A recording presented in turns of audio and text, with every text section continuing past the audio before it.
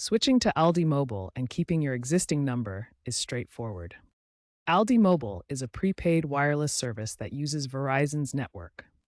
This means you're likely porting to a prepaid service, whether from another prepaid provider or a postpaid carrier. The process is now largely digital, done via the ALDI Mobile app or website. Completing the port typically takes 1 to 7 business days, but eSIM compatibility can make it faster. ALDI Mobile doesn't charge porting fees, but be aware of potential ETFs from your old carrier. Biometric verification is now required for security purposes to prevent fraud.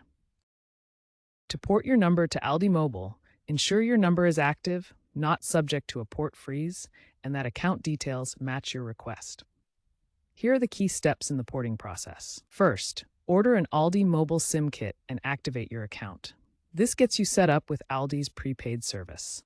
Next, submit a port request online, providing your account details and the necessary identification.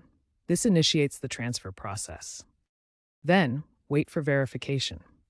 You'll receive text notifications keeping you updated during the transfer, which typically takes 1 to 7 business days. Finally, insert your new ALDI Mobile SIM and test your number to ensure everything is working properly. The ID checklist is crucial due to FCC regulations to prevent fraud. You'll need to provide accurate information to avoid delays. Required government-issued photo ID, e.g. driver's license, passport.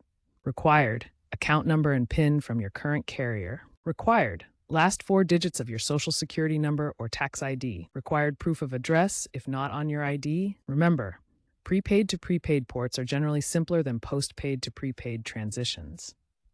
Make sure to settle any outstanding balances on your previous postpaid account to avoid issues.